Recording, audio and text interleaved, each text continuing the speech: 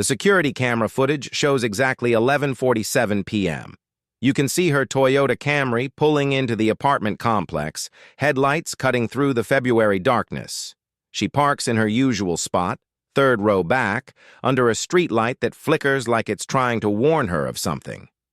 Her name is Sarah Mitchell, though that's not what we're going to call her here. For reasons that will become clear, she's asked to remain anonymous. So we'll call her by the name she chose for herself after that night, a name that means something. We'll call her Grace. Grace was 21 years old on February 14th, 2003. Valentine's Day. She'd spent the evening at her best friend's apartment, watching romantic comedies and eating chocolate-covered strawberries, trying not to think about the fact that she was single on the most couple-centric holiday of the year. She was a junior at the community college, studying to become a veterinary technician. She had a rescued tabby cat named Momo waiting for her at home. She had plans for the weekend. She had a life that made sense. She had no idea that in 13 minutes everything she understood about safety and trust and the basic goodness of strangers would be shattered so completely that she'd spend the next 2 decades trying to put the pieces back together. The parking lot was nearly empty when she arrived. Most of her neighbors were either out celebrating Valentine's Day or already home for the night. The complex was one of those affordable housing developments on the outskirts of town. The kind where young professionals and college students lived because the rent was manageable and the location was decent. 3 stories, brick facade, communal laundry room, nothing fancy, but it was hers. Grace grabbed her purse from the passenger seat, checked her phone one last time. A text from her mom asking if she'd gotten home safely. She'd respond once she was inside. She always did. Her mother had worried about Grace driving alone at night ever since her older sister had been in a car accident 3 years earlier. Grace humored her, sent the "I'm home safe" texts, even when it felt silly. Even when she felt like nothing bad could ever really happen to her. She stepped out of the car into air so cold it burned her lungs. February in Massachusetts was brutal. The kind of cold that made your fingers ache inside your gloves and turned your breath into visible clouds. She'd parked under that flickering streetlight because it was closest to the stairwell that led to her second-floor apartment. The bulb was dying, casting everything in alternating shadow and harsh yellow light. Flicker, darkness, flicker, darkness. She made a mental note to call the property manager about it tomorrow. She never made that call. Grace was halfway across the parking lot when she heard the footsteps behind her. Not running, walking. Casual, like someone who belonged there. She didn't turn around immediately because in that moment, in those precious few seconds before everything changed, she was still living in a world where most people meant no harm. Where a man walking behind you at night was probably just another resident heading home. Where your gut instinct telling you something was wrong could be dismissed as paranoia, as being dramatic, as watching too many crime shows. We're taught to ignore that instinct, especially women. We're taught that it's rude to act suspicious, that crossing the street when you see someone behind you is offensive, that clutching your keys between your fingers like claws makes you look crazy, that speaking up about feeling unsafe is an overreaction. Grace had been taught all of these things, so when the footsteps got closer and her shoulders tensed and something in her lizard brain started screaming "run," she told herself she was being silly. She kept walking toward the stairwell. She didn't look back. And that's when she heard the voice.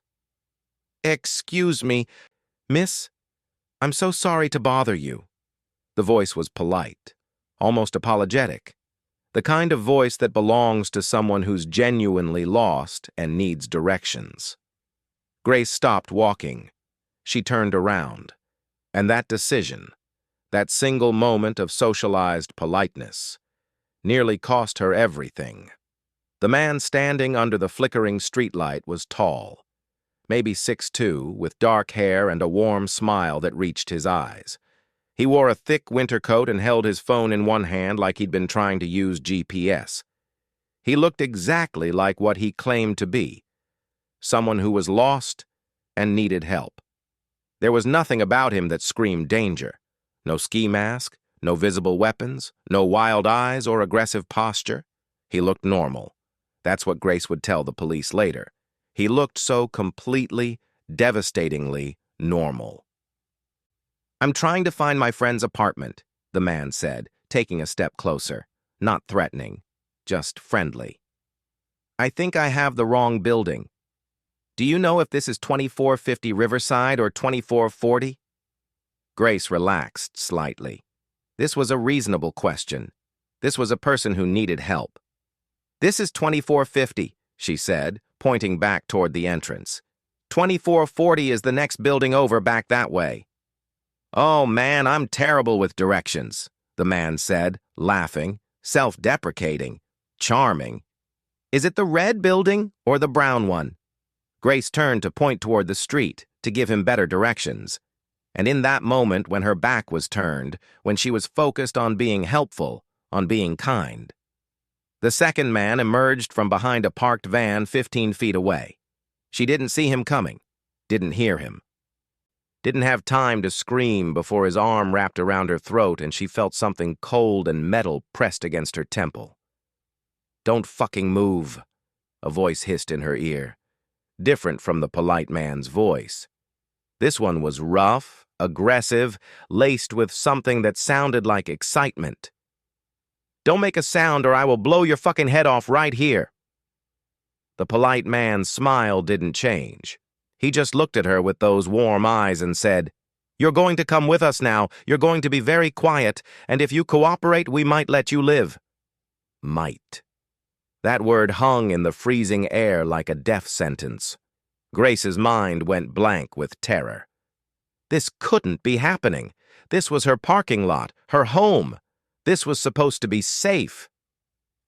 But the arm around her throat was choking her, and the gun at her temple was real, and these two men, these strangers who'd appeared out of the darkness, like something from a nightmare, had her. The polite man walked closer. "We have a car right over there," he said, nodding toward a dark sedan parked near the exit. "We're all going to walk to that car very calmly. If you try to run, my friend here will shoot you. If you scream, he'll shoot you. If you try to fight, he'll shoot you, and then he'll go into that building and start shooting everyone else. Do you understand?" Grace tried to nod, but the arm around her throat was too tight. She managed a strangled "yes." "Good girl," the polite man said. And somehow that phrase, delivered in that same warm voice, was more terrifying than any threat could be. They walked her to the car. It took maybe 30 seconds in which Grace's entire world view shattered, 30 seconds in which she understood with crystalline clarity that she was about to die, that these men were going to kill her, that her body would probably never be found, that her mother's last memory of her would be a text message asking if she'd gotten home safe. The man with the gun opened the back door of the sedan and shoved her inside. Grace hit the seat hard, her purse falling to the floor. Before she could process what was happening, both men were in the car. Polite man driving, gunmen in the back seat with her. The gun never left her head. "Where are we going?" Grace's voice didn't sound like her own. It was small, childlike, trembling. "Somewhere quiet," polite man said from the front seat. Pulling out of the parking lot with his turn signal on, stopping completely at the stop sign like a law-abiding citizen, like he wasn't actively kidnapping someone. "Somewhere we can get to know each other better." The gunman laughed. It was a sound that would haunt Grace for the rest of her life. Not quite human. Delighted in a way that had nothing to do with humor and everything to do with anticipation. "Please," Grace whispered. "Please, I have money. I have a car. You can have anything. Just let me go." "We don't want your money," polite man said, making a left turn onto the main road. The dashboard clock read 11:58 p.m. 11 minutes. That's all it had taken for her entire life to end. "We want something else." Grace's stomach turned to ice. She knew what they wanted. Every woman knows. We're taught to fear it from the time we're old enough to understand that our bodies aren't entirely our own, that there are people who see us as objects, as things to be used and discarded.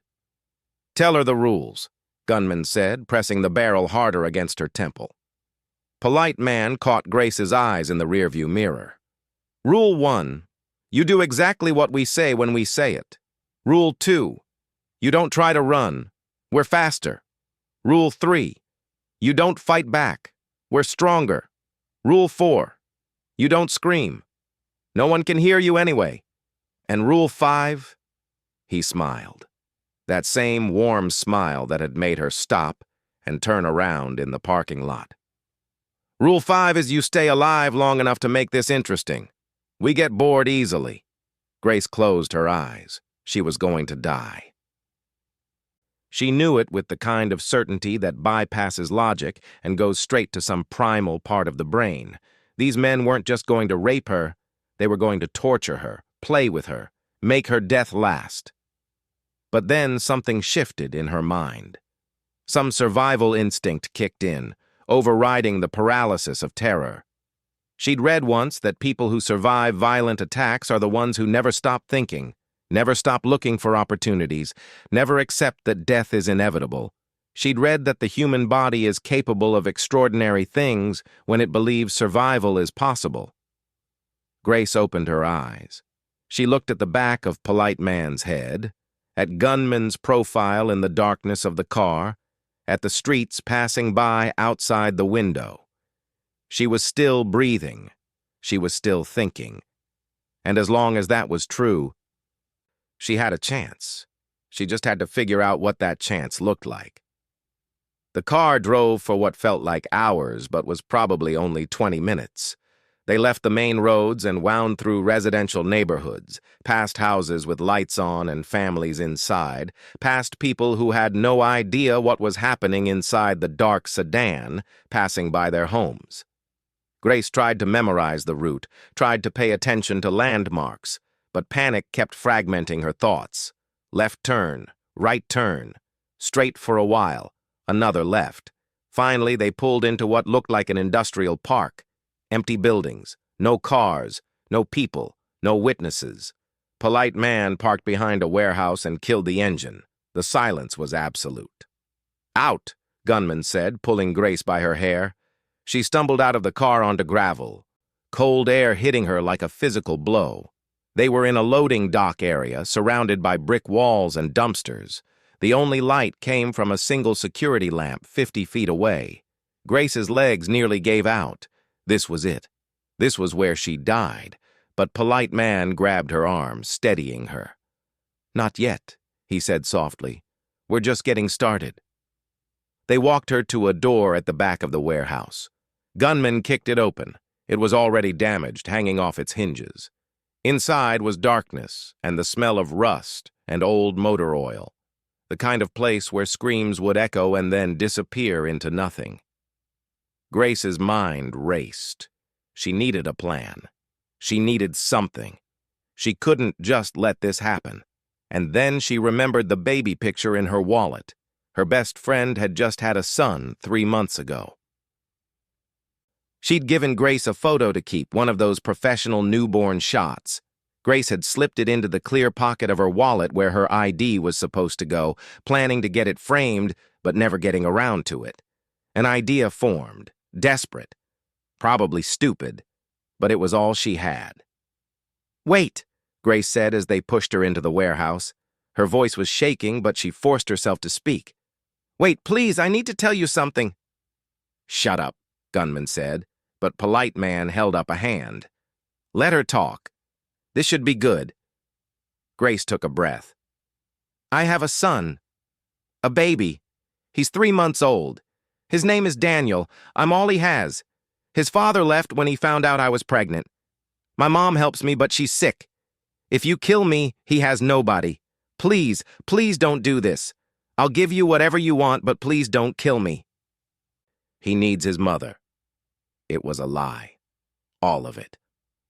But Grace delivered it with every ounce of genuine terror she felt, let real tears stream down her face, let her voice break on the word mother. Polite man studied her. "Show me." Grace's hands shook as she pulled out her wallet, as she opened it to the baby picture visible in the clear pocket. "This is him. This is Daniel. He's so little. He needs me. Please." Gunman snatched the wallet from her hands, looked at the photo. For a long moment, nobody spoke. Grace could hear her own heartbeat pounding in her ears.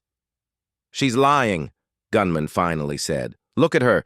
She's like 20. No way she has a kid." "I'm 21, Grace said quickly. "I got pregnant at 20. I was stupid. I made a mistake. But he's real. Daniel is real. And I'm all he has." Polite man took the wallet, examined the photo more carefully. Grace held her breath. This had to work. It had to. "Doesn't matter," Gunman said. "Who gives a fuck if she has a kid? That's not our problem." But something had shifted in Polite man's expression, some calculation happening behind his eyes. "How old is your mom?" he asked Grace. 67. She has early onset dementia. She can barely take care of herself." Another lie. Grace's mother was 53 and in perfect health, but desperation made her creative. Polite man handed the wallet back to her. "Put it away." Grace's hands were shaking so badly she almost dropped it. She shoved it back into her pocket, waiting for whatever came next. "Here's what's going to happen," Polite man said. "We're going to have our fun, and then we're going to decide whether you've been entertaining enough to let live. If your story is true, if you really do have a kid, maybe we'll be charitable. Maybe." It wasn't a promise. It was barely even hope. But it was more than she'd had 30 seconds ago. Grace nodded. Okay. Thank you. Thank you." "Don't thank me yet," Polite man said. And then he smiled again, and Grace understood that thanking him was exactly what he wanted. Control. Power. Gratitude from his victim. She'd given him what he wanted, and in return, he'd given her the tiniest sliver of possibility that she might survive this. What happened over the next 4 hours was something Grace would spend years in therapy trying to process. The human mind isn't designed to hold that much pain, that much fear, that much degradation. It fractures, creates distance, turns memory into something dreamlike and surreal. Grace would later describe it as feeling like she was floating above her own body, watching it happen to someone else. Dissociation, the therapists called it, the brain's way of protecting itself when the present moment becomes too unbearable to inhabit. But even in that dissociated state, even in that mental escape, some part of Grace stayed present. The survival part, the part that kept calculating, kept observing, kept looking for any opportunity. She noticed that Gunman deferred to Polite man for every decision. That Polite man was the one in charge, the one calling the shots. She noticed that Gunman seemed nervous, kept looking toward the door like he expected someone to burst in. She noticed that Polite man talked. A lot. He seemed to need her to respond, to engage with him, as if the violence wasn't enough. He needed acknowledgement, validation. He needed her to see him as powerful. So Grace gave him that. She learned quickly what made him happy, what made him feel in control. She answered his questions. She didn't fight when fighting would have been useless.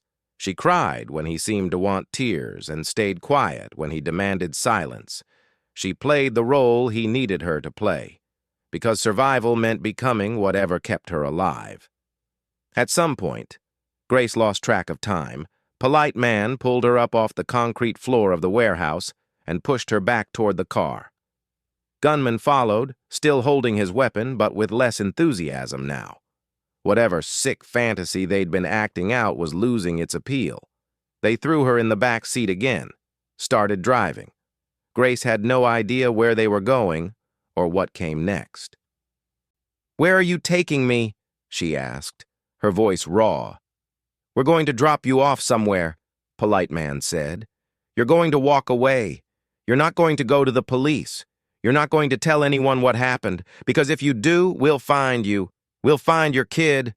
We'll finish what we started tonight." "I won't," Grace said immediately. "I swear I won't. I won't tell anyone." Another lie, but the lie that kept her breathing. They drove for another 10 minutes. Then Polite Man pulled off onto a side road into what looked like a small park. No lights, no people, just trees and darkness.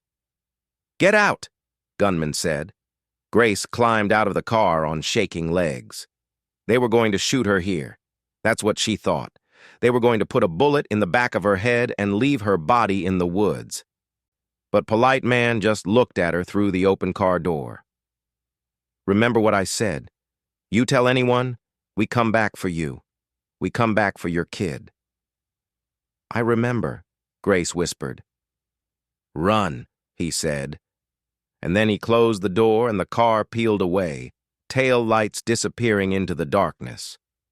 Grace stood there in the freezing February night, wearing torn clothes, covered in injuries she couldn't yet feel because of shock and adrenaline. She stood there trying to understand that she was alive, that they'd let her go, and then she ran. She ran through the park until she saw lights ahead, a convenience store. She burst through the door, and the teenager behind the counter took one look at her and grabbed the phone. "I need help," Grace said, or tried to say. Her voice came out as a whisper. "Please, I need help." The police arrived within minutes. So did an ambulance. Grace sat wrapped in a blanket in the back of the ambulance while officers asked her questions she could barely answer. What happened? Where did it happen? What did they look like? Did you see the license plate? "I need to check on my son," Grace kept saying. "I need to call my mom. I need to make sure Daniel is okay." The officers exchanged glances. "You have a son?" one of them asked gently. And Grace realized she'd trapped herself in her own lie, but she nodded anyway. "He's with my mom. I need to check on him." They let her make the call. Her mother answered on the second ring, voice thick with sleep. "Grace? What's wrong?" "I just needed to hear your voice," Grace said. And then she broke down completely, sobs overtaking words. The reality of what had just happened crashing over her like a wave. Her mother heard the sirens in the background. "Where are you? What happened? Grace, where are you?" "Mom," Grace managed. "Mom, something bad happened. I'm okay, I'm alive, but something really bad happened." At the hospital, they took her to a special room. The SART room, they called it. Sexual Assault Response Team. There was a nurse who spoke in soft tones and explained what was going to happen next. Evidence collection, photos, examination, all the ways they would document what had been done to her body. Grace's younger sister Emma arrived at the hospital around 3 a.m. She was 19, still lived at home, and the look on her face when she saw Grace was something Grace would never forget. Emma had always looked at her older sister like she was invincible. Like nothing could ever hurt her. That illusion died in the hospital waiting room. "I'm okay," Grace told her, even though it was obviously not true. "I'm going to be okay." Emma didn't say anything, just wrapped her arms around Grace and held on like she was afraid if she let go, Grace would disappear. The evidence collection took hours. The nurse was gentle but thorough. Every scrape, every bruise, every violation documented with clinical precision. Grace stared at the ceiling and tried not to think about what the nurse was seeing, what she was recording. Finally, it was done. Detective Michael Garrett arrived to take Grace's statement. He was in his 40s, with kind eyes and a wedding ring worn smooth with age. He pulled up a chair next to Grace's hospital bed and opened his notebook. "I know this is difficult," he said, "but I need you to tell me everything you remember. Take your time." So Grace told him. The parking lot, the polite man asking for directions, the second man with the gun, the warehouse. Everything that happened there except the parts her mind had already started erasing, turning into static and white noise. She described the car. A dark sedan, maybe a Honda, she wasn't sure. She described the men as best she could. Polite man. White, dark hair, early 30s, maybe 6'2", athletic build. Warm smile, well-spoken. Gunman. Also white, lighter hair, late 20s, shorter and stockier, rough voice, more aggressive. Did they say anything that might help us identify them? Detective Garrett asked. Names? Anything about where they're from? Grace closed her eyes, trying to remember, and then something surfaced. A detail she'd almost forgotten. The driver, she said slowly. The one who did most of the talking. At one point he told the other guy to show some respect to the Brotherhood. And the other guy said something like, Omega doesn't give a shit about respect. Detective Garrett's pen stopped moving. Omega, are you sure? I think so. It was hard to hear. But I'm pretty sure that's what he said. Garrett wrote it down, underlined it twice. That's good, Grace. That's really good. That could be a lead. But as it would turn out, that lead would go nowhere. For years. Grace was released from the hospital as the sun was coming up on February 15th. Her mother and Emma took her to her mother's house, not back to her apartment. Grace would never go back to that apartment. Never even go back to collect her things. Her mother and Emma would do that for her weeks later, boxing up her life and putting it in storage. Grace moved into her childhood bedroom and tried to figure out how to keep existing. The first few days were the worst. Her body hurt in ways she didn't know bodies could hurt. Moving was agony. Sleeping was impossible. Every time she closed her eyes, she was back in that warehouse, back in that car, back in that parking lot, hearing footsteps behind her. Emma stayed home from her college classes that week. She'd sit outside Grace's bedroom door, not saying anything, just being there. Sometimes Grace would wake up screaming and Emma would come in, would hold her and rock her like they were children again. You're safe, Emma would whisper. You're home. You're safe. But Grace didn't feel safe. She didn't feel safe anywhere. Detective Garrett called every few days with updates. They'd searched the warehouse where Grace had been held, found DNA evidence, blood. They'd pulled security footage from businesses near Grace's apartment complex, trying to identify the car. They'd interviewed neighbors, put together composite sketches of the two men. The sketches ran in the local paper, on the evening news. Anyone with information was asked to call the police department's tip line. Days passed, then weeks. No one called. No one recognized the faces in the sketches. The DNA is our best bet, Detective Garrett told Grace during one of their check-ins. We've submitted it to the state database. If either of these guys has been arrested before, if their DNA is on file anywhere, we'll get a hit. And if they haven't been arrested? Grace asked. Garrett was quiet for a moment. Then we keep looking. We keep working the case. We don't give up. But Grace could hear what he wasn't saying. Without a DNA match, without witnesses, without any concrete leads, this case could go cold. Her attackers could disappear, could move to another state, another city, could do this to someone else, could get away with it forever. That thought terrified Grace more than anything else, not just that they'd never face justice, but that they were out there, somewhere, walking around free, maybe planning their next attack, maybe hurting someone else the way they'd hurt her. March came. Grace tried to go back to school but couldn't focus. She'd sit in her veterinary science classes and the words would wash over her without meaning. She'd look at her classmates, all of them so young and carefree, and feel like she'd aged 100 years, like she was speaking a different language now, living in a different reality. She dropped out, took a leave of absence that became permanent. April brought the first truly warm day of spring. Grace sat on her mother's back porch watching birds at the feeder and trying to remember what it felt like to enjoy something simple like sunshine and bird song. It felt impossibly distant, like a memory from someone else's life. Detective Garrett called that afternoon. "We've been running your case through regional databases," he said, comparing it to other attacks. "There was a sexual assault in Vermont 2 years ago with some similarities. 2 male perpetrators. Same M.O. We're looking into it." "Did they catch them?" Grace asked, hope flaring. "No. That case went cold too. But the victim gave descriptions that match your attackers. We're trying to coordinate between departments, see if we can find a pattern." Grace felt sick. 2 years ago. That meant these men had been doing this for at least that long. How many women? How many others? "I want to talk to her," Grace said suddenly. "The woman from Vermont. I want to talk to her." "I'm not sure that's a good idea," Garrett said gently. "It might be—" "I need to know I'm not alone in this," Grace interrupted.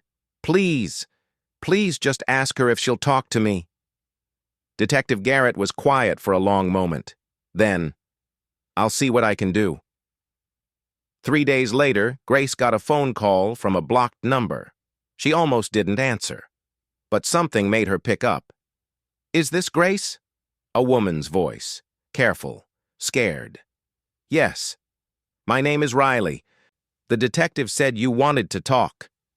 And just like that, Grace found herself speaking to someone who understood, someone who'd been through the same nightmare.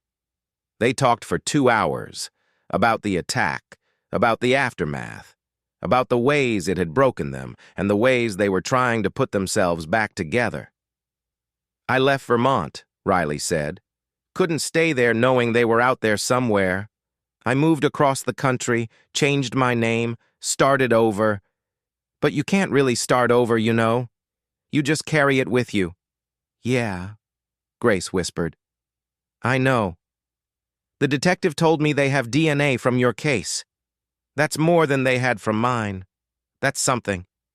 But what if they never match it to anyone?" Grace asked. "What if they just never get caught?" Riley was quiet.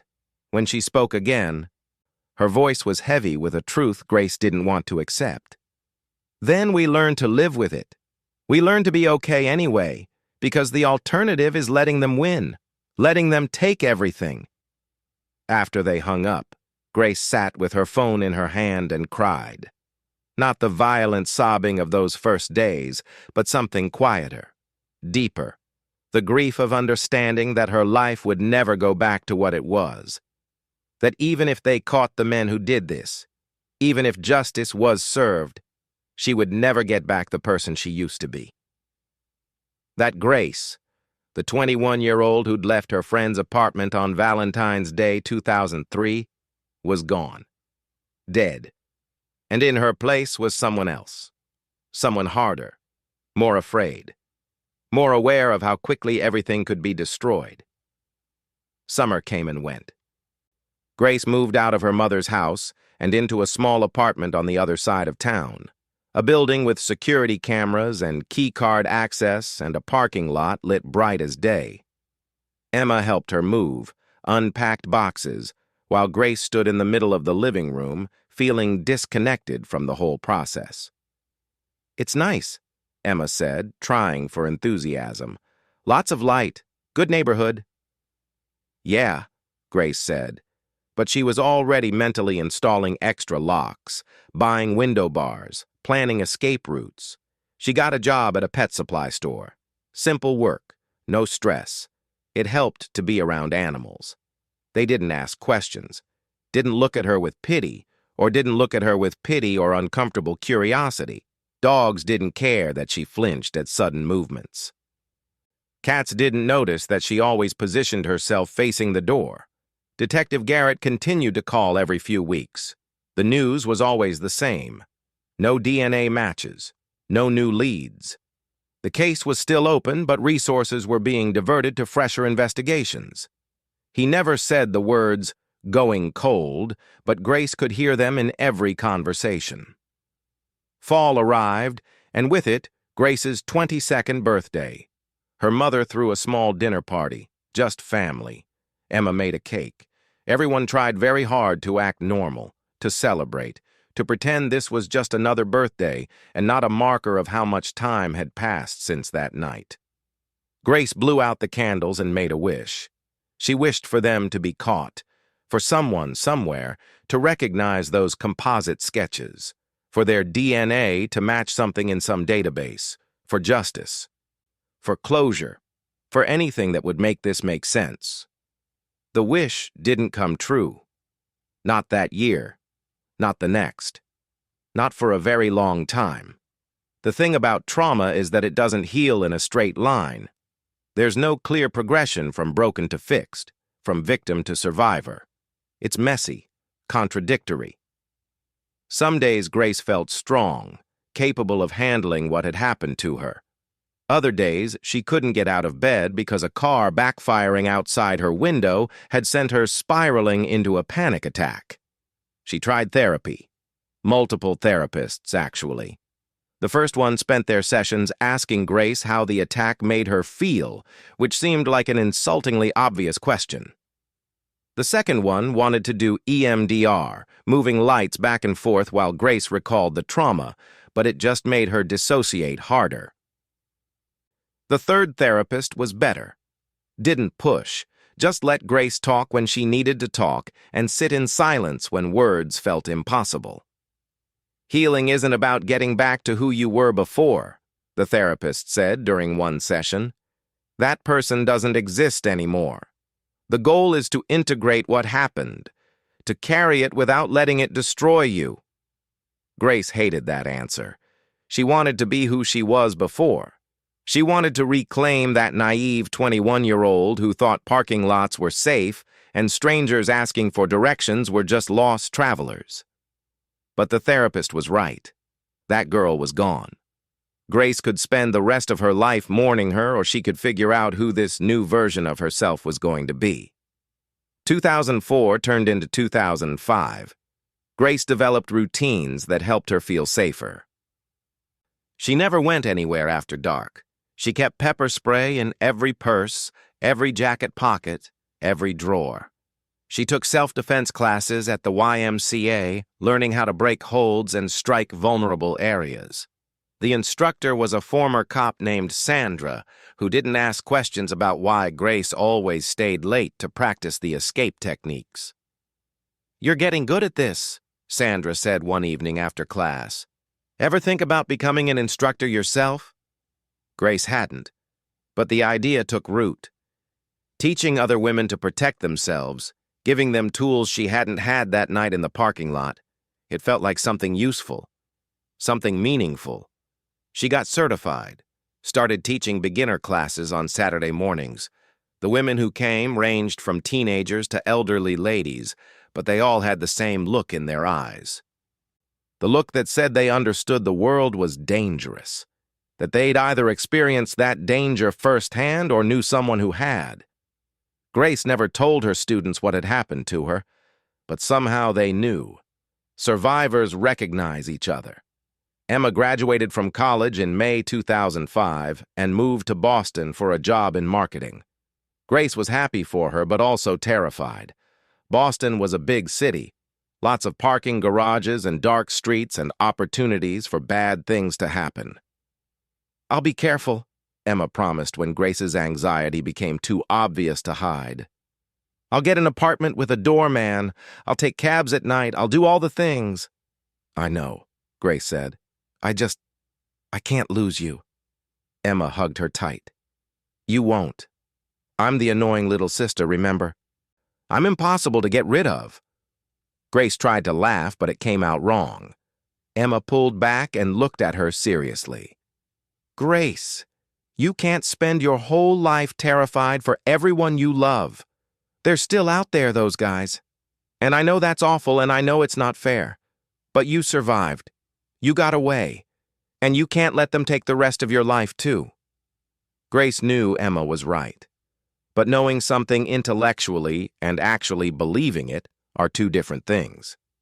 By 2006, Detective Garrett's calls had become infrequent. Every few months he'd check in, let Grace know the case was still technically open, still technically being worked, but she could hear the resignation in his voice. Without new evidence, without a breakthrough, there wasn't much to be done except wait and hope that these men would eventually make a mistake. Sometimes cases break years later, Garrett told her. DNA databases are growing. CODIS is adding profiles every day. Technology is getting better. Something could still shake loose. Grace appreciated the optimism, but didn't share it. It had been 3 years. If they were going to be caught, they would have been caught by now. She focused on the things she could control. Her job, her self-defense classes, her therapy appointments. She adopted a German shepherd from the rescue shelter and named him Atlas. Big enough to be intimidating, trained to bark on command. He slept at the foot of her bed every night, and Grace found that his presence helped her sleep better than any medication ever had. She even started dating again, cautiously. Disaster after disaster of first dates where she was too jumpy, too guarded, too obviously damaged. The men were either confused by her reactions or so overly gentle it made her feel like a wounded bird. She hated both responses equally. And then she met James. They met at a dog park. Atlas was playing with a golden retriever, while Grace and James stood on opposite sides of the fence, making small talk about their pets. He was 31, worked in software development, had a smile that was nice but not too charming, not like polite man's smile, nothing that triggered alarm bells. They exchanged numbers, went for coffee, then dinner, then more dinners. James never pushed. Never asked about the scars he must have noticed on her arms. Never questioned why Grace always needed to sit facing the door or why she tensed when he reached for her too quickly. He just accommodated, adjusted, gave her space and patience and time. 6 months into dating, Grace finally told him what had happened. They were sitting on her couch, Atlas snoring at their feet, and she just said it. All of it. The parking lot, the car, the warehouse, the years of waiting for justice that never came. James listened without interrupting. When she finished, he was quiet for a long moment. "Thank you for telling me," he finally said. "That must have taken a lot of courage." Grace had braced herself for pity or horror or the kind of awkward sympathy that would make her regret telling him. But James just took her hand and said, "What do you need from me? How can I help?" It was the perfect thing to say. 2007 brought the worst winter Massachusetts had seen in a decade. Blizzard after blizzard, the city buried under snow, everything frozen and difficult.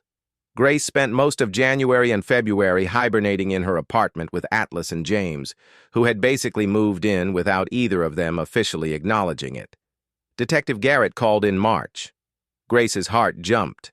Calls from him always meant something, even if that something was usually nothing. "I wanted to update you," he said. "We've been contacted by a detective in New Hampshire. They had an attack last month with similarities to your case. 2 male perpetrators, same MO. Woman survived. We're comparing evidence." Grace's stomach dropped. Another woman. Another survivor. The pattern continuing. "Did she give descriptions?" Grace asked. "Yes, and they match your attackers. Same general ages, same physical descriptions. The detective up there is pulling in the Vermont case, too. We're trying to see if we can establish a wider pattern." "How many?" Grace's voice was barely a whisper. "How many women do you think there are?" "I don't know," Garrett admitted. "But we're looking, and the more cases we can link, the better chance we have of finding them." Grace hung up and sat in silence, processing. 3 known victims. 3 women whose lives had been shattered by the same 2 men. How many more were there? How many had been too afraid to report? How many had been killed? The guilt was crushing. She'd survived. She'd gotten away. But she hadn't been able to stop them. They were still out there, still hunting. James found her crying on the kitchen floor an hour later, Atlas pressed against her side. He sat down next to her without asking what was wrong, just sat there, present, Solid. There's another victim, Grace finally managed. In New Hampshire. Same guys. Still doing it. James pulled her close. That's not your fault. I know it's not, but it feels like it is. The only people at fault are the men who did this, not you. Never you. Grace wanted to believe that. Most days she even did believe it. But on days like this, when the reality of their ongoing violence crashed over her, the guilt was overwhelming. The New Hampshire case brought renewed attention to Grace's case. Detectives from 3 states coordinated, comparing notes, building profiles. The media picked up the story. Serial attackers operating across New England, multiple victims, still at large. Grace's name was kept confidential, but Riley's wasn't. Riley did an interview with a regional news channel, her face hidden, voice disguised, talking about the attack in Vermont 5 years earlier. I want them to know we're not giving up, Riley said in the interview. I want them to know that every day they're free, we're out here. We remember. We're waiting. The interview went viral online. Tips poured into police departments across New England. None of them panned out. 2008 arrived quietly. Grace was 26 now, working full-time at the pet store and teaching self-defense classes 3 evenings a week. She and James moved to a bigger apartment together. Atlas was getting gray around the muzzle. Life moved forward because that's what life does, even when you're waiting for something to be resolved. Detective Garrett called in April. Grace was used to these calls by now, used to the disappointment that usually followed.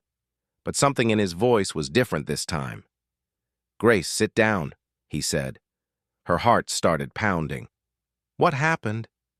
We got a hit. The DNA from your case. It matched someone in the system. Grace couldn't breathe. 5 years. 5 years of waiting and hoping and not hoping and learning to live without answers. And suddenly, who? She managed. His name is Marcus Chen. 34 years old. Lives in Rhode Island. He was arrested 3 weeks ago for assault. As part of his booking, they took a DNA sample and ran it through CODIS. It hit on your case. Marcus Chen. The polite man finally had a name. Are you sure? Grace's voice didn't sound like her own. The DNA is a match. We're absolutely sure. Grace, we got him. We actually got him. Grace sat down on her kitchen floor. Atlas immediately came over, pressing his head against her leg. She couldn't process this, couldn't make it feel real. What happens now? She asked. Now we arrest him, we charge him, and we build a case that makes sure he never walks free again. Detective Garrett paused. There's something else. We need to do a photo lineup, make sure you can identify him. Are you ready for that? Was she ready? She'd been waiting 5 years for this moment. She'd imagined it 1,000 times, but now that it was here, she felt paralyzed. Yes, she said. Send it to me. The photo lineup arrived via email an hour later. 6 men, all similar looking. Grace opened the attachment, and immediately her body reacted. Nausea, racing heart, tunnel vision. She knew which one he was before her conscious mind even processed the image. Number 4. That was him. Those were the eyes that had looked at her in the rearview mirror. That was the smile that had made her stop in the parking lot. She called Detective Garrett back. Number 4, you're certain? I'm certain. That's him. That's the man who did this to me. She heard Garrett exhale on the other end of the line. Relief, maybe even satisfaction. We'll bring him in today. And Grace? We're not done. We're still looking for the second guy. This is just the beginning. Marcus Chen was arrested that afternoon at his home in Providence. He denied everything. Claimed he'd never been to Massachusetts, never met Grace, had no idea what police were talking about. But the DNA didn't lie.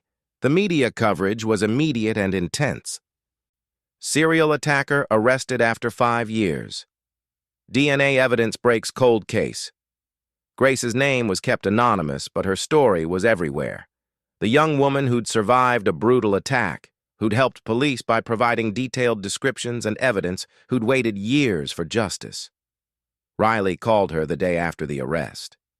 "Did you hear?" "I heard," Grace said. "I always knew they'd catch him eventually. I knew it." But there was something hollow in Riley's voice. They'd caught one, but the other was still out there, still free. And Riley's case didn't have the DNA evidence needed to charge Marcus Chen. Only Grace's did. The preliminary hearing was scheduled for June. Grace would have to testify, would have to sit in a courtroom and look at Marcus Chen and tell a judge what he'd done to her. The prosecutor, a woman named Elizabeth Santos, met with Grace beforehand to prepare her. "He's going to be there," Santos explained. "His lawyer will be there. You'll have to speak clearly, answer questions directly. His attorney will try to discredit you, to make it seem like you're mistaken or lying. That's his job. Don't let it shake you." Grace nodded. She'd been preparing for this for 5 years. The day of the hearing, James drove her to the courthouse. Emma took the day off work and drove up from Boston. Detective Garrett met them in the hallway outside the courtroom. "You ready?" he asked Grace. She wasn't, but she said, "Yes." The courtroom was smaller than she'd expected. Marcus Chen sat at the defense table in an orange jumpsuit, wrists shackled. He looked older than Grace remembered, tired. But when he turned and saw her, his expression didn't change. No recognition, no remorse, nothing. Grace took the stand and swore to tell the truth. Then Santos guided her through her testimony. The parking lot, the abduction, the warehouse, every horrible detail spoken out loud in a room full of strangers. Marcus Chen's lawyer cross-examined her, tried to poke holes in her story. How could she be sure it was him after 5 years? Could she really trust her memory? Wasn't it dark that night? Wasn't she traumatized and confused? Grace answered every question calmly. "I will never forget his face. I see it every time I close my eyes. That's him. I'm absolutely certain." The judge ruled there was enough evidence to proceed to trial. Marcus Chen would remain in custody without bail. His trial was set for August 2008. Grace walked out of the courthouse feeling lighter than she had in years. One down, one more to go. But finding the second man, gunman, as Grace still thought of him, proved more difficult. Without his DNA in any database, without any arrests or convictions that might flag him, he was a ghost. Police put out appeals for information, circulated the composite sketch again, checked associates of Marcus Chen. Nothing. Detective Santos became convinced they'd find him through Chen. "He'll give up his partner," she told Grace. "When he's looking at serious prison time, he'll roll on the other guy. They always do." But Marcus Chen didn't roll, didn't even acknowledge there was anyone else, just kept insisting he was innocent, that this was all a mistake, that the DNA evidence must be wrong somehow. The trial began on August 11th, 2008. It lasted 2 weeks. Grace testified again, this time for the jury. She told them everything, showed them the scars that still lingered on her arms, looked Marcus Chen in the eyes and described in detail what he'd done to her. The DNA evidence was presented, irrefutable. A forensic expert explained how the samples collected at the hospital matched Marcus Chen's profile with a probability of 1 in 7.2 trillion. Chen's lawyer argued that the DNA only proved sexual contact, not that it was assault. Maybe Grace had been a willing participant. Maybe she'd had regrets afterward and made up the attack. The jury deliberated for 4 hours. Guilty on all counts. Grace watched as the verdict was read, watched Marcus Chen's face finally crack, watched him realize he was going to prison for the rest of his life, and she felt not satisfaction exactly. Not happiness, just a deep, exhausted relief. One down. Sentencing was scheduled for September. The prosecutor was pushing for life without parole. Grace submitted a victim impact statement, but didn't attend the sentencing hearing. She couldn't sit in that room with him again, couldn't give him any more of her energy. James went instead, called her afterward. Life without parole, plus 50 years for the other counts. He'll die in prison. Good, Grace said, and meant it.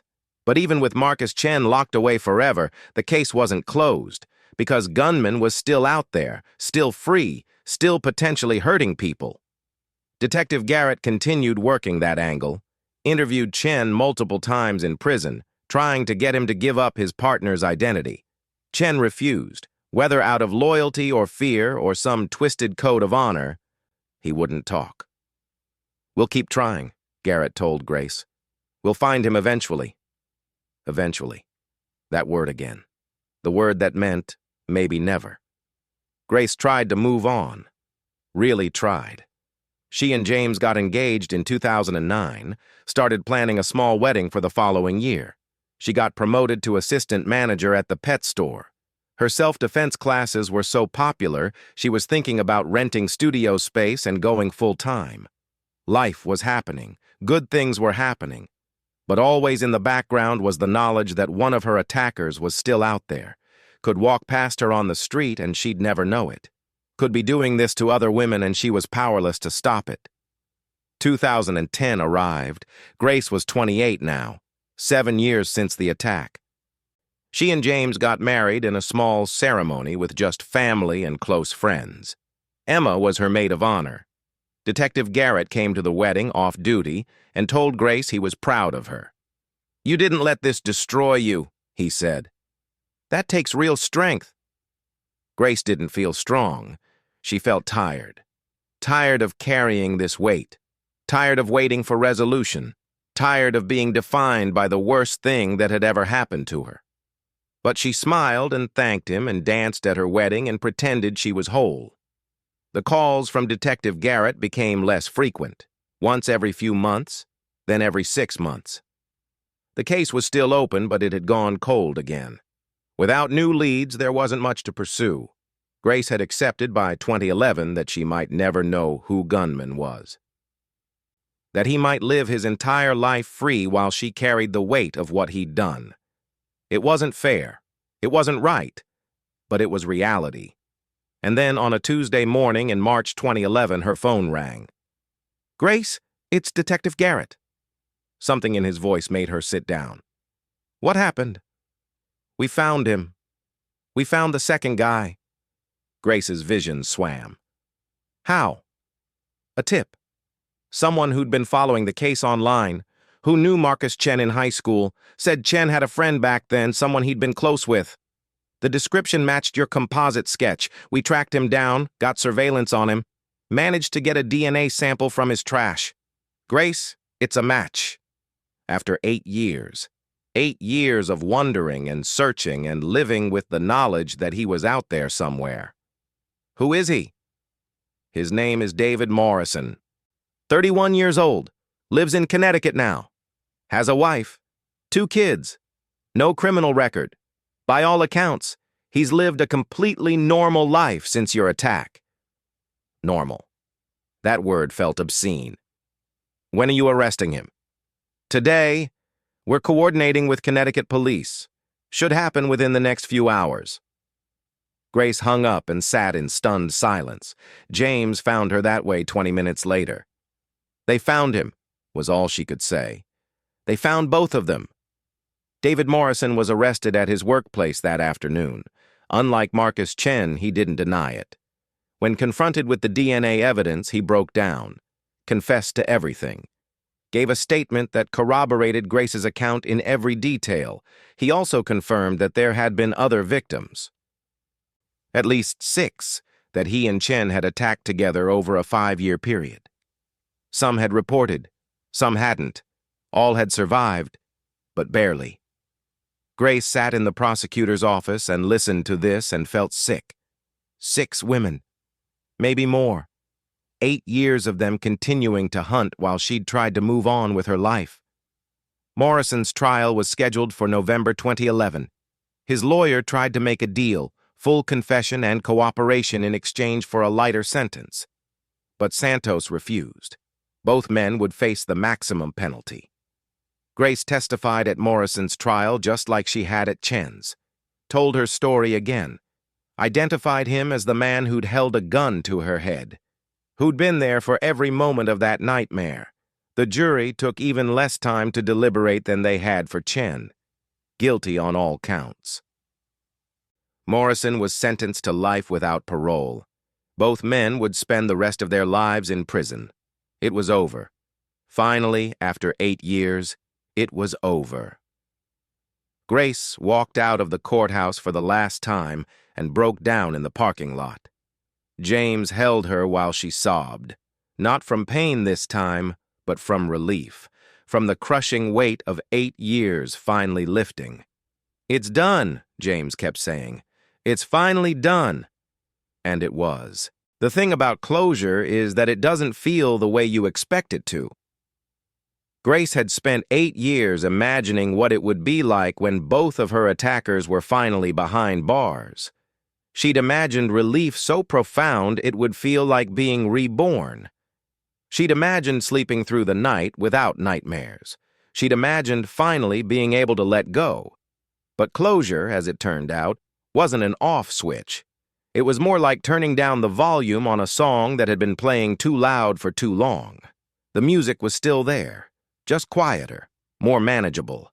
In the weeks after David Morrison's conviction, Grace found herself in a strange emotional limbo. The adrenaline that had sustained her through 2 trials, through years of waiting and testifying and reliving her trauma for courtrooms full of strangers, suddenly evaporated. And in its absence was just exhaustion. She slept for 3 days straight after the sentencing. James called in sick to work to stay home with her, checking on her every few hours to make sure she was okay. Atlas never left the bedroom, positioning himself as a furry guardian at the foot of the bed.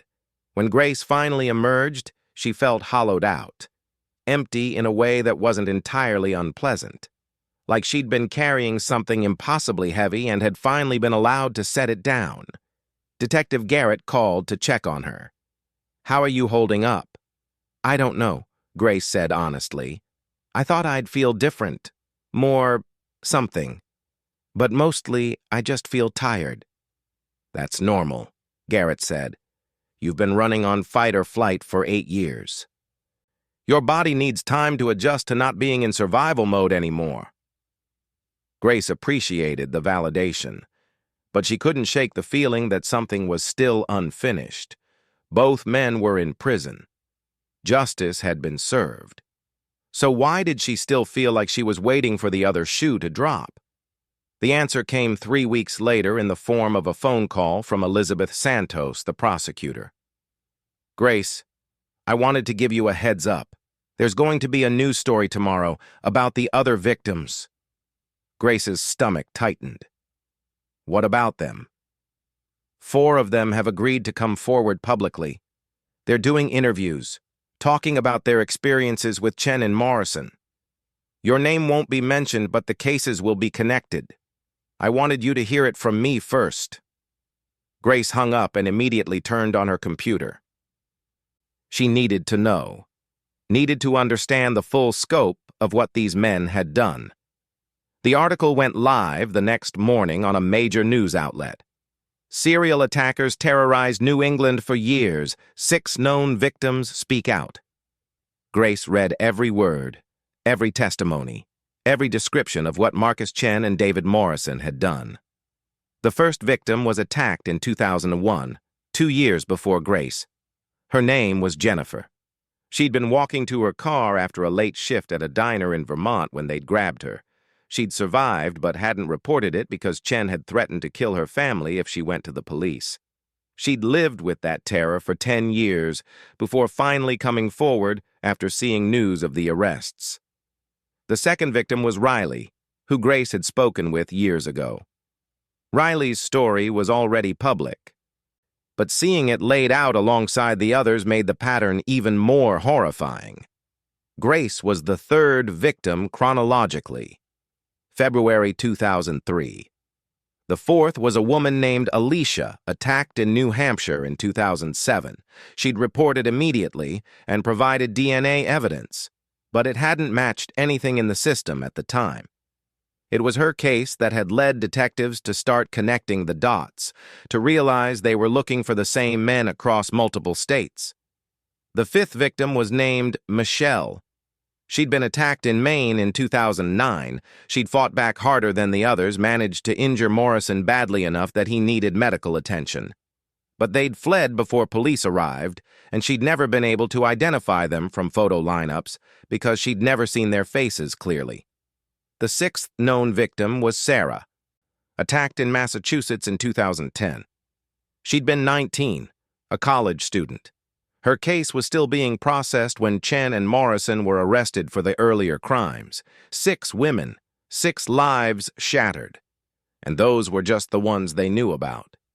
How many others had there been? How many had been too afraid to report? How many had disappeared entirely? Grace read the article 3 times, tears streaming down her face. She'd known intellectually that there were other victims, but seeing their names, reading their stories, understanding the timeline, it made it viscerally real in a way nothing else had. She called Riley that night. They'd stayed in touch sporadically over the years, checking in after major developments in the case. But this felt different, more urgent. "Did you read it?" Grace asked when Riley answered. "Yeah, I read it. 6 of us, at least 6. I know." Riley's voice was heavy. "I keep thinking about the ones we don't know about, the ones who never reported, the ones who didn't survive." That last part hit Grace like a physical blow. She'd never considered that possibility, that there might be victims who hadn't made it out alive, that she and Riley and the others had been lucky. "We need to meet," Grace said suddenly. "All of us, the survivors. We need to talk to each other." Riley was quiet for a moment. "Are you sure that's a good idea?" "Might be a lot." "It's been 8 years of a lot," Grace said. "I need to look them in the eyes. I need them to know they're not alone, that we all made it, that we're still here." 3 weeks later, 6 women gathered in a conference room at a community center in Boston. Grace had organized it with the help of a victim services coordinator who'd agreed to facilitate. The women arrived separately, cautiously, each carrying the weight of their own trauma. Grace recognized the look in their eyes immediately. That particular combination of strength and fragility that came from surviving something unsurvivable. They sat in a circle. No one spoke for a long moment. Finally, Riley broke the silence. "I'm Riley. I was attacked in Vermont in 2002. I was 23. I thought I was the only one for a really long time." "I'm Jennifer," the oldest woman said. Her voice shook. 2001. I didn't tell anyone for 10 years. I thought if I stayed quiet, my family would be safe." Grace went next. "I'm Grace. February 2003. I reported immediately, but it took 8 years to catch them. I spent those 8 years feeling like I'd failed because they were still out there." One by one, the women introduced themselves, shared the bare bones of their stories, and as each woman spoke, something shifted in the room. The isolation that trauma creates, the feeling of being utterly alone in your pain, began to crack. "I blame myself for years," Alicia said. "I kept thinking if I'd just fought harder, if I'd been smarter, if I'd done something different." "Me too," Michelle interrupted. "I kept replaying it, thinking about all the ways I could have prevented it." "It wasn't our fault," Grace said firmly. "None of it. They chose to do this. They planned it. They hunted us. We didn't do anything wrong except exist in the wrong place at the wrong time." Sarah, the youngest at 20 years old, started crying. "I've never heard anyone say that before. Everyone keeps asking me what I was doing out alone that late, why I wasn't more careful, if I'd been drinking." The other women nodded. They'd all heard some version of those questions, the subtle victim blaming that society wrapped in concern. "People don't know how to deal with this kind of violence," Riley said. "It's easier to blame the victim than to accept that sometimes bad things happen to good people for no reason at all." They talked for hours, about the attacks themselves, but also about the aftermath, the PTSD, the failed relationships, the careers derailed, the ways trauma had reshaped their entire lives. But they also talked about survival, about the small victories, about the ways they'd each found to keep living despite everything. Jennifer had become a victim's advocate, helping other women navigate the legal system. Riley had moved across the country and started over, built a new life from scratch. Alicia had gone back to school for psychology, wanted to specialize in trauma therapy. Michelle had taken up kickboxing, found power in her physical strength. Sarah was still figuring it out, still in the early stages of healing, but she'd returned to college and was determined to finish her degree. And Grace? Grace had taught hundreds of women to protect themselves, had built a life with James, had learned to sleep through most nights, had survived. Before they left, they exchanged contact information, created a group chat, made plans to meet again. "I don't want this to be a one-time thing," Grace said. "I don't want us to go back to being alone with this." The others agreed. And so began something none of them had expected, a support network, a chosen family of survivors who understood each other in ways no one else could. Over the following months, the group met regularly, sometimes in person, sometimes virtually. They celebrated each other's victories, new jobs, graduations, relationships, therapy breakthroughs. They supported each other through the bad days, anniversaries of attacks, triggering news stories, PTSD episodes. Grace found that helping the others actually helped her, reminded her how far she'd come, made her trauma feel less like a burden and more like something she'd survived and could use to help others survive too. In May 2012, Grace was approached by a documentary filmmaker named Anna Chen, who wanted to tell the story of the serial attacks and the long investigation that finally brought the perpetrators to justice. "I want to do this respectfully," Anna said when they met for coffee. "No sensationalism, no graphic reenactments, just the truth. The survivors' perspectives, the detectives' perspectives, the systemic failures that let these men operate for so long." Grace was hesitant. Going public, even anonymously, felt like giving up something precious, her privacy, her control over her own story. But then she thought about all the women who might be living with similar trauma, feeling alone and broken and like they'd never heal. What if sharing her story could help them? "I'll do it," she said. "But only if the other survivors agree too. This isn't just my story. It's all of ours." Anna reached out to the other 5 women. 3 agreed to participate: Riley, Alicia, and Grace. The others weren't ready, which everyone respected. Healing didn't have a timeline. The documentary, titled Hunting Shadows: The New England Serial Attacks, premiered at a film festival in September 2012. Grace attended the screening with James, Emma, and the other survivors. She'd seen the final cut beforehand, but watching it with an audience was different. Hearing the gasps during descriptions of the attacks, seeing people cry during the victim impact statements. At the end, during the Q&A, a young woman in the audience stood up. "I was attacked 3 years ago," she said, voice shaking. "I never reported it. I was too scared. But watching this, hearing your stories, I think I'm ready now. I think I can finally tell someone what happened."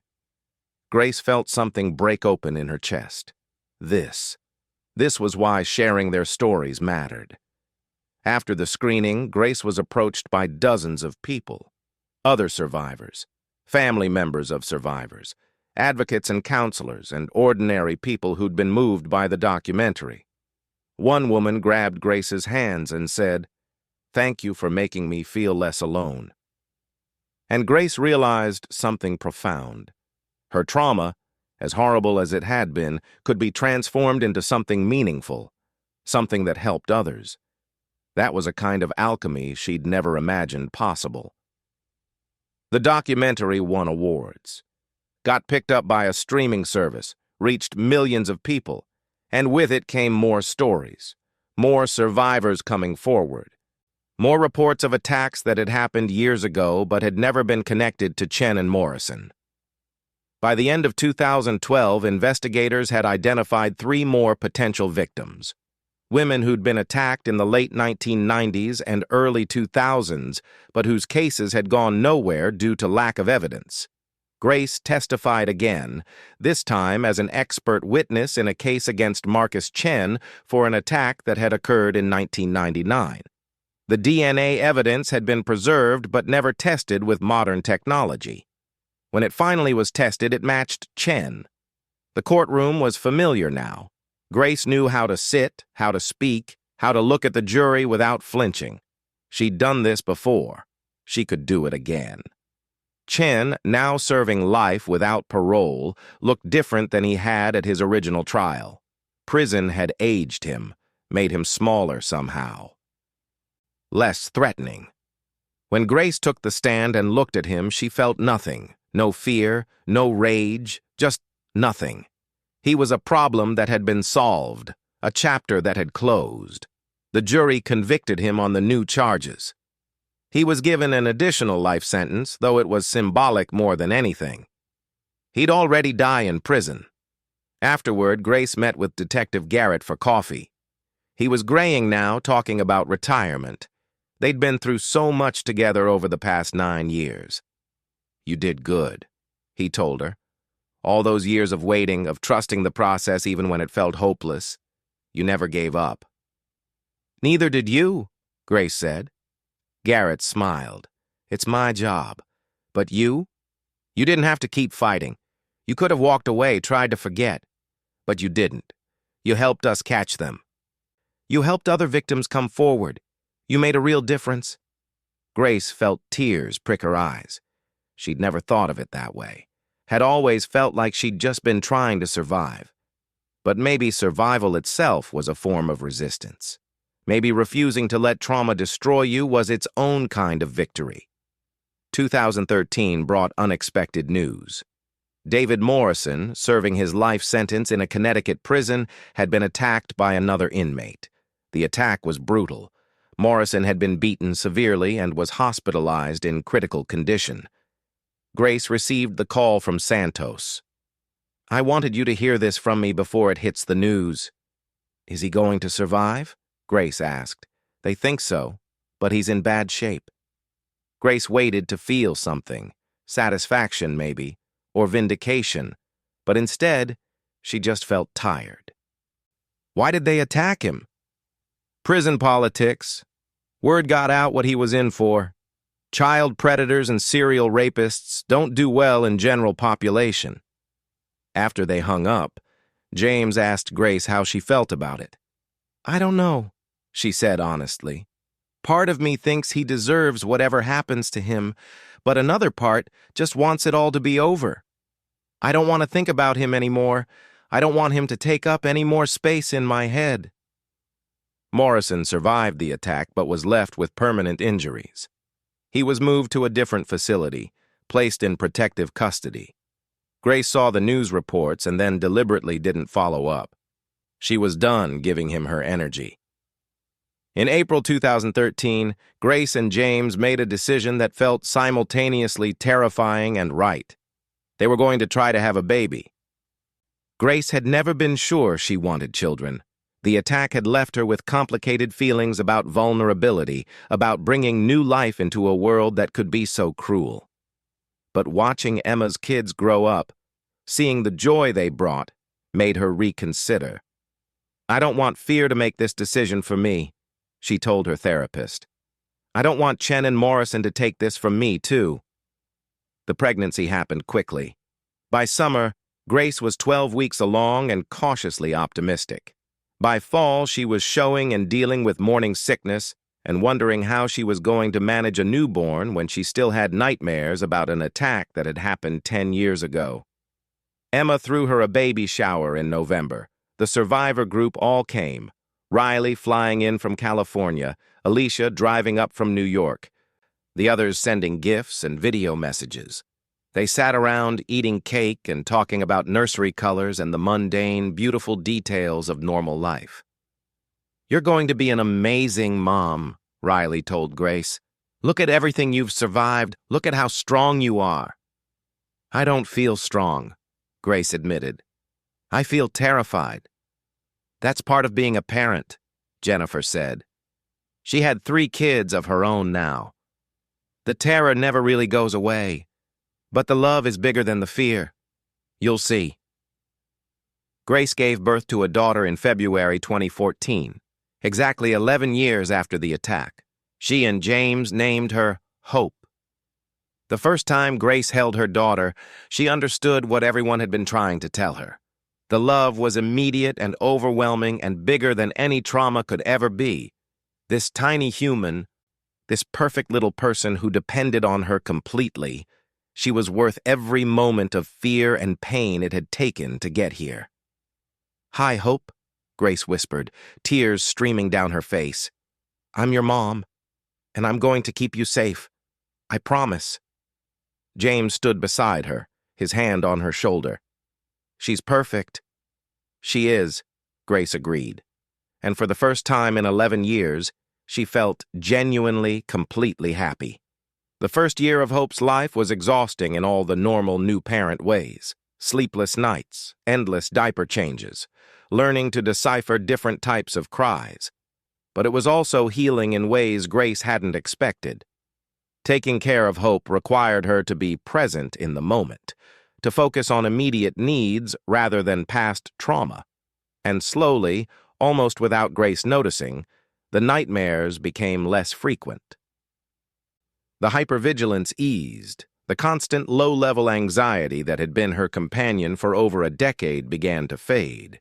She still had bad days, days when a news story would trigger her, days when she'd have a panic attack in the grocery store parking lot because someone walked too close behind her, days when she'd check the locks on the doors 5 times before bed. But she also had good days, days when she'd dance around the kitchen with Hope. Days when she'd laugh at something ridiculous, James said.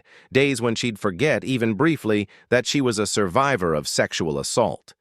The good days started to outnumber the bad days. In 2015, Grace made a decision. She was going to go back to school, finish her veterinary technician degree that she'd abandoned 12 years earlier. She was 33 years old with a toddler and a full life, but she wanted to complete something she'd started before the attack. Wanted to reclaim that part of herself. It took 3 years of part-time classes while working and parenting. But in May 2018, Grace walked across a stage and received her degree. Her family cheered from the audience. Emma held Hope, now 4 years old, who clapped enthusiastically without really understanding what was happening. Detective Garrett was there too, retired now, but still checking in on Grace periodically. "Proud of you, kid," he said at the reception afterward. "I couldn't have done any of this without you," Grace told him. "You never gave up on my case, even when it went cold, even when it seemed hopeless." "That's the job," Garrett said, but his eyes were misty. "You made it easy, though. You were always so strong, so determined." "I didn't feel strong. Most days I felt like I was barely holding it together." "That's what strength is, though," Garrett said. "Not the absence of fear or pain. It's moving forward despite those things." Grace started working at a veterinary clinic that summer. It was part-time, flexible around Hope's schedule, and it felt like returning to a version of herself she'd thought was lost forever. The girl who'd loved animals and wanted to help them. She was still there, just older, more complicated, but still there. In August 2018, Grace received a letter. It had been forwarded through multiple channels, first to the prosecutor's office, then to Grace's lawyer, then finally to her. The return address showed it came from the Massachusetts Correctional Institution at Cedar Junction, Marcus Chen's prison. Grace stared at the envelope for a long time before opening it. James offered to read it first, to screen it, but Grace shook her head. "I need to know what it says." The letter was handwritten. Chen's handwriting was neat, almost childlike. "Dear Grace, I know I have no right to contact you. I know you probably don't want to hear from me, But my therapist says I need to make amends for my past, and I don't know how to do that without acknowledging what I did. I was sick back then. I know that's not an excuse. I know I caused you and others terrible pain. I've spent the last 7 years in prison thinking about what I did, trying to understand why, trying to become someone different. I'm not asking for your forgiveness. I don't deserve it. I just wanted you to know that I'm sorry, truly, deeply sorry for everything I took from you, for the pain I caused, for the fear, for all of it. I hope you found peace. I hope you've been able to move on with your life. You deserve so much better than what I did to you. I know this letter probably means nothing, but I needed to say it anyway. Marcus Chen Grace read the letter twice, then put it down and walked away from it. She needed to process, to decide how she felt. Part of her was furious. How dare he contact her? How dare he ask her to carry the weight of his guilt, his need for absolution? She didn't owe him anything, not forgiveness, not acknowledgement, not even her time reading his letter. But another part of her, smaller, quieter, recognized something genuine in his words. Not that it changed anything, not that it undid the damage, but maybe there was value in him acknowledging what he'd done, in him sitting with that guilt for the rest of his life. She showed the letter to her therapist at her next session. "How do you feel about it?" her therapist asked. "I don't know. Angry mostly, but also, I don't know. Maybe a little relieved? That he's not still denying it. That he's taking responsibility. Do you want to respond?" Grace thought about it. Did she? What would she even say? In the end, she wrote a short letter back. Not for him. For herself. "Marcus, I received your letter. I don't forgive you. I probably never will. What you did to me changed my entire life. There's no apology that fixes that. But I want you to know that I survived. I have a husband and a daughter and a career. I have a life that's mine. You tried to destroy me and you failed. That's all I needed to say." Grace. She sent it and then tried not to think about it, whether he read it, how he reacted. None of that mattered. She'd said what she needed to say. 2019 brought difficult news. Riley, Grace's first contact among the survivors, had been diagnosed with aggressive breast cancer. Stage 3. The prognosis was uncertain. Grace flew out to California to see her. Riley had lost weight, her hair already thinning from chemo, but she smiled when she saw Grace. "Don't look at me like that," Riley said. "I'm not dead yet." "I wasn't." "Yes, you were. Everyone does. I'm used to it."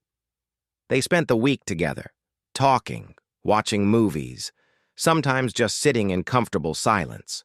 On the last day, Riley brought up something she'd been thinking about.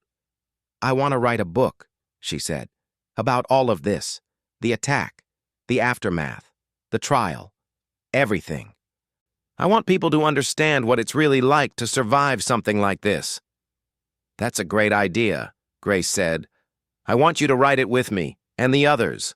A multi-perspective thing, each of us telling our own story, but together as one narrative." Grace hesitated. She'd shared her story in the documentary, in courtrooms, in support groups, but a book felt different, more permanent, more exposed. "I don't know if I can do that," she said honestly. "You don't have to decide now," Riley said.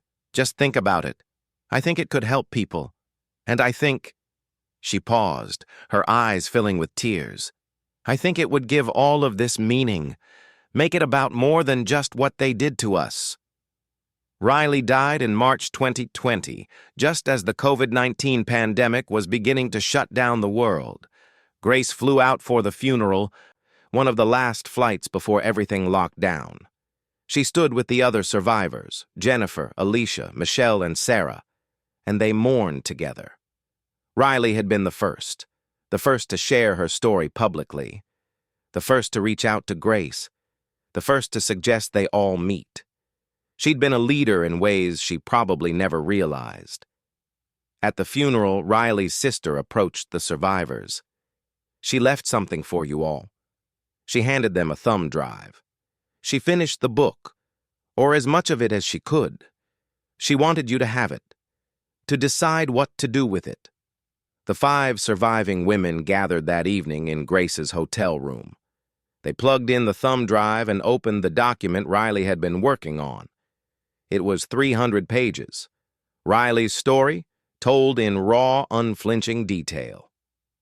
But interspersed throughout were placeholder sections marked Grace's chapter here, or Alicia's perspective, or Michelle's story. Riley had started the book, but left spaces for all of them to complete it. "We have to finish it," Sarah said quietly. "We have to finish what she started." The others agreed. Over the next year, working remotely during the pandemic lockdown, the 5 women wrote their chapters, shared drafts, edited each other's work, cried over Zoom calls as they read what each had written. The book was published in September 2021. It was titled Surviving Shadows, 5 Women, 1 Mission, 20 Years of Healing. It became a bestseller. The stories resonated with millions of people, survivors of sexual assault, survivors of other traumas, people who loved someone who'd been through something similar. The reviews were overwhelmingly positive, praising the book's honesty and the way it centered survivor voices. Grace did book signings and podcast interviews and television appearances. Each time, people would come up to her afterward with tears in their eyes. "Thank you for telling your story. You helped me understand what my sister went through. I've been carrying my own assault for 10 years, and reading your book made me finally tell someone." Every conversation reinforced what Grace had learned. Survival wasn't just about getting through the trauma. It was about what you did with it afterward, how you transformed pain into purpose. In November 2021, Grace received news that David Morrison had died in prison. Heart attack. He was 41 years old. Grace felt nothing. He'd been alive and now he wasn't. That was all. The thing about anniversaries is that they sneak up on you. You can go weeks without thinking about the date, living your normal life, and then suddenly realize what day it is.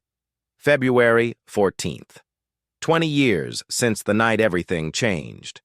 Grace woke up on Valentine's Day 2023 to find James already awake beside her, watching her. "Happy Valentine's Day," he said softly.